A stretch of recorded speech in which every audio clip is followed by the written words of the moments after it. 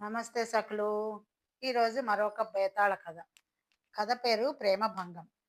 విసుగు చెందని విక్రమార్కుడు మరొకసారి చెట్టు వద్దకు వెళ్ళి శవాన్ని దించి భుజాన వేసుకుని ఎప్పట్లాగే మౌనంగా శ్మశానం కేసి నడవసాగాడు. అప్పుడు శవంలోని బేతాళుడు, రాజా, నీ ఓర్పు అతి ఆశ్చర్యకరంగా ఉంది. నీవు పడే శ్రమ చూస్తే నాకు జాలి వేస్తున్నది.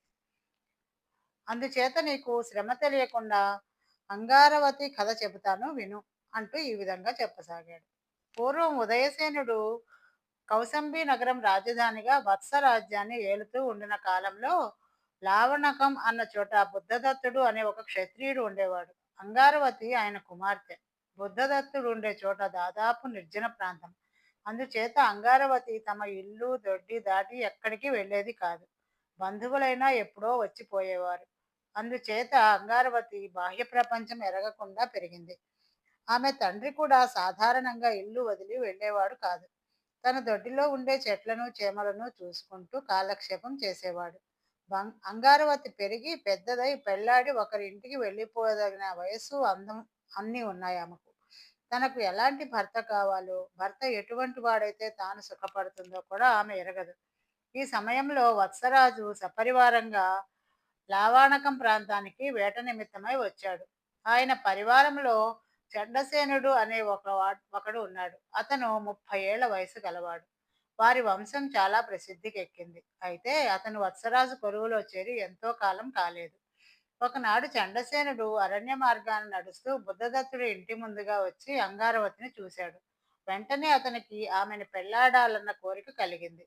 చండసేనుడు బుద్ధదత్తుడి పరిచయం చేసుకుని తన కులగోత్రాలను తెలుపుకుని అంగారవతికి ఇంకా వివాహం కాలేదని రూఢి చేసుకుని తన మనసులో ఉన్న మాట కాస్త ఆయనతో చెప్పేశాడు. చండసేనుడు తన కుమార్తెను పెళ్లాడగోరుతున్నాడని విని బుద్ధదత్తుడు ఆశ్చర్యము ఆనందము కూడా పొందాడు. ఎందుకంటే తాను తన కుమార్తెకు తగిన వరుణ్ణి వెతకవలసిన అవసరం తప్పటం అటుంచి తాను 100 ఏళ్లు వెతికిన అంత మంచి సంబంధం తీసుకురాలేడు. చండసేనుడు గొప్ప కులీనుడు. పైపెచ్చు వత్సరాజైన ఉదయనుడి కొలువులో ఉంటున్నాడు. ఇంతకాలము చెట్ల చేమల మధ్య జీవించిన తన కూతురు అంగారవతి ఇతన్ని పెళ్లాడి కాపురానికి వెళ్తే కౌసంబి నగరంలో నాగరిక జీవితం జీవించి ఎంతో సుఖపడుతుంది. చంద్రసేనుణ్ణి చూసి అంగారవతి ఉప్పి తబ్బిబ్బు కాలేదు, కానీ అతన్ని చేసుకోవడం మంచిదని తండ్రి చెప్పిన సలహాను పూర్తిగా విశ్వసించింది. అలాంటి భర్త తనకు దొరకడం నిజంగా తన అదృష్టమేనని కూడా ఆమె నమ్మింది. వారం రోజులు గడిచాక చండసేనుడు కౌసంబి నగరానికి తిరిగి వెళ్ళిపోతూ బుద్ధదత్తుడి ఇంటికి వెళ్ళి, నేను ఇంటికి తిరిగిపోతున్నాను. పెళ్లి సంగతి నా బంధుమిత్రులందరికీ తెలిపి ముహూర్తం పెట్టించి మీకు కబురు చేస్తాను. అప్పుడు పెళ్లి ప్రయత్నాలు చేద్దురుగాని అన్నాడు. చండసేనుడు వెళ్ళిపోయాక అంగారవతి అతన్ని గురించి ఆలోచించడం మానేసింది.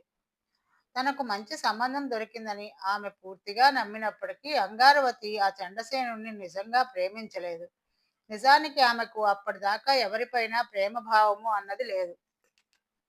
వారాలు నెలలు గడిచిపోయాయి. చండసేనుడి నుంచి ఎలాంటి వర్తమానము లేదు.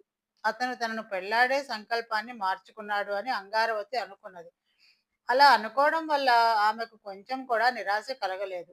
తనలాగా సామాన్య జీవితం గడిపిన మనిషిని, అంత గొప్పవాడిని పెళ్లాడటం మంచిది కాదేమోనని ఆమెకు ఒక పక్క కొంత సందేహం కూడా ఉన్నది.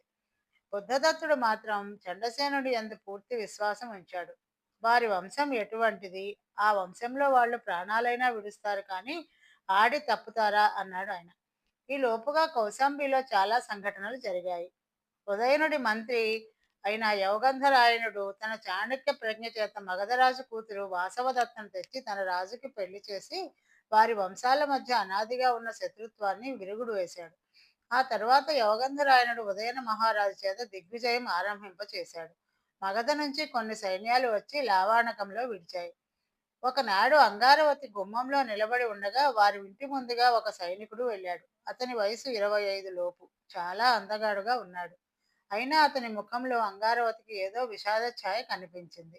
మొట్టమొదటిసారిగా అంగారవతి ఆ సైనికుణ్ణి ప్రేమించింది.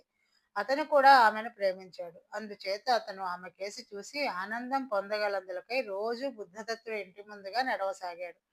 ఒకనాడు అంగారవతి వీధి గుమ్మంలో నిలబడి ఉండగా ఆ సైనికుడు అటుగా వెళుతూ ఆగి ఆమెను పలకరించాడు. ఆమె అతనితో మాట్లాడింది. అతని పేరు శతానీకుడు. అతనిది ఉజ్జయిని నగరం. ఒక్క ముసలి తల్లి తప్ప అతనికి ఇంకెవరూ లేరు. అతను మగధరాజు కొలువులో ఉంటూ తల్లికి శుశ్రూష చేస్తూ ఉండేవాడు. అలాంటి పరిస్థితిలో అతను మగధరాజు ఆజ్ఞానుసారం ఆయన అల్లుడైన ఉదయన మహారాజు సాగించే దిగ్విజయంలో సైనికుడిగా చేరి తల్లికి దూరం అయ్యాడు. ఈ దిక్కుమాలిన అరణ్యంలో జీవిస్తున్నాను. మా అమ్మ అక్కడ ఎలా ఉన్నదో అని రాత్రింబవళ్ళు దిగులుతో చచ్చిపోతున్నాను. ఉదయన మహారాజు కోసం ఏ ఏ దేశాలకు వెళ్ళి యుద్ధం చేయాలో, ఈ యుద్ధాల నుంచి నేను ప్రాణాలతో బయటపడతానో పడనో, ఒకవేళ బయటపడినా నేను తిరిగి వచ్చేదాకా నా తల్లి జీవించి ఉంటుందో ఉండదో అంతా అయోమయంగా ఉన్నది. ఒక్కొక్కసారి ఆత్మహత్య చేసుకుందామన్నంత గుబులుగా ఉంటుంది. నిన్ను చూసినప్పటి నుంచి నా దిగులు చాలా భాగం తగ్గిపోయింది. అంధకారంలో మెరుపులాగా నాకు నీవు కనిపించావు అన్నాడు శతానీకుడు. అతని కథ విన్నాక అంగారవతికి అతనిపై ఉన్న ప్రేమ రెట్టింపైంది. అప్పటికే ఆమె తను పెళ్లాడే ప్రయత్నాన్ని చండసేనుడు విరమించుకున్నాడని నిశ్చయించుకున్నది. ఈ శతానీకుడు తనను పెళ్లాడే పక్షంలో ఆమెకు ఎలాంటి అభ్యంతరము లేదు. అయితే అలాంటి సామాన్య సైనికుడిని తాను పెళ్లాడతానంటే తండ్రి ఎంతమాత్రమూ ఒప్పడు. ఒకనాడు శతానీకుడు ఎంతో తత్తరపాటుతో వచ్చి అంగారవతితో, చూడు అంగారవతి, నేను ఒక నిశ్చయం చేసుకున్నాను. ఇవాళ రాత్రే నేను ఎవరికీ చెప్పకుండా మగధకు బయలుదేరిపోతున్నాను. నాకు ఈ సైనికుడి కొలువు అక్కర్లేదు. అంతగా అయితే కట్టెలు కొట్టుకుని బతుకుతాను. నీవు కూడా నా వెంట వచ్చేస్తావా? మనం పెళ్లాడదాం. మా అమ్మ నిన్ను పువ్వుల్లో పెట్టి పూజిస్తుంది. నిన్ను నన్ను చూసుకుంటూ ఆవిడ హాయిగా నూరేళ్లు జీవిస్తుంది అన్నాడు. అంగారవతి చాలాసేపు తనలో తాను వితర్కించుకుని చివరకు సరే అన్నది. ఈ రాత్రి రెండో జాములో నువ్వు ఈ దారి ఎగువన ఉన్న మర్రి చెట్టు కింద వచ్చి ఉండు. నేను వచ్చి నిన్ను కలుసుకుంటాను. తర్వాత మన ఇద్దరము కలిసి వెళ్ళిపోదాం అన్నాడు శతానీకుడు. ఆ రాత్రి అంగారవతి తండ్రిని నిద్రపోనిచ్చి తన చీరలు వస్తువులు కొద్దిగా తీసి చిన్న మూట కట్టుకుని రెండవ జాములో ఇల్లు వదిలి శతానీకుడు చెప్పిన మర్రి చెట్టును చేరుకుని దాని అడుగు భాగంలో ఉన్న తొర్రలో దూరి కూర్చున్నది. తర్వాత కొంచెం సేపటికి అటుగా ఇద్దరు మనుషులు మాట్లాడుకుంటూ వచ్చారు. వాడు దగ్గరికి వచ్చినాక వారిలో ఒకరు చండసేనుడని అంగారవతి గుర్తించింది. చండసేనుడు తన వెంట ఉన్నవాడితో, ఈ దారి ఇంకొంచెం అవతలగా చీరుతుంది. ఎడమ చేతి వైపు వెళ్తే బుద్ధదత్తుడు గారి ఇల్లు వస్తుంది. కానీ మనం కుడి చేతి వైపుగా వెళ్తే అక్కడ ఒక పాడుపడిన కోవెల ఉన్నది. తెల్లవారేదాకా అక్కడ గడిపి తర్వాత బుద్ధదత్తుడి గారింటికి పోదాం. ఇంతకాలంగా నా నుంచి వర్తమానం రాక పాపం వారు నన్ను గురించి ఎలాంటి అపోహలు పడుతున్నారో తెలియదు అనడం అంగారవతి విన్నది. ఆ మనుషులిద్దరూ కోవెల దారి పట్టడం కూడా ఆమె గమనించింది. తర్వాత కొంచెం సేపటికి శతానీకుడు వచ్చి చిన్నగా అంగారవతి అని పిలిచాడు. ఆమె చెట్టు తొర్రలో నుంచి బయటికి వచ్చి, నేను నీ వెంట రాలేను, నన్ను క్షమించు. ఈ మాట చెబుదామనే నేను నీ కోసం ఇక్కడ వేచి ఉన్నాను. నీ కోరిక తీర్చలేనందుకు నన్ను మన్నించు అంటూ కంటనీరు పెట్టుకుంది. శతానీకుడు ఆమెపై ఆగ్రహించలేదు, ఆమెని ప్రశ్నించలేదు. నా వెంట వచ్చి నన్ను పెళ్లాడటం నీకు నిజంగా అసాధ్యమా అని మాత్రం అడిగాడు. నిజంగా అసాధ్యమే. ఏమాత్రం సాధ్యమైనా మానేస్తానా అన్నది అంగారవతి. శతానీకుడు ఒక నిట్టూర్పు విడిచి తన దారిన తాను సాగిపోయాడు. అంగారవతి వచ్చినట్లుగానే తన ఇంటికి తిరిగిపోయింది. మర్నాడు చండసేనుడు వారి ఇంటికి వచ్చి తనను రాజుగారు అప్పుడే మాన్యం ఏర్పాటు చేశారని, అంతదాకా తనకు భార్యని పోషించే పాటి శక్తి కూడా లేదని చెప్పాడు. ఈ సంగతి విని బుద్ధదత్తుడు చాలా సంతోషించాడు. చండసేనుడు అంగారవతిని పెళ్లాడి కౌశంబి నగరానికి తీసుకుపోయాడు. బేతాళుడు ఈ కథ చెప్పి, రాజా, అంగారవతి శతానీకుణ్ణి ఎందుకు పెళ్లాడలేదు? ఆమెకు అతనిపై ఉన్నది నిజమైన ప్రేమ కాకనా, లేక చండసేనుని పెళ్లాడితే తనకు మరింత పరువు ప్రతిష్టలు భోగభాగ్యాలు లభిస్తాయనా? ఈ ప్రశ్నకు సమాధానం తెలిసి కూడా చెప్పకపోయావో నీ తల పగిలిపోతుంది అన్నాడు. దానికి విక్రమార్కుడు, అంగారవతిలో స్వార్థం లేదు. ఉన్నట్లయితే ఆమె ఒక పేద సైనికుని పెళ్లాడడానికి సిద్ధపడదు. స్వార్థం లేని వాళ్ళు ఎన్నడూ ప్రేమ కోసం తమ ధర్మాన్ని త్యాగం చేయలేరు.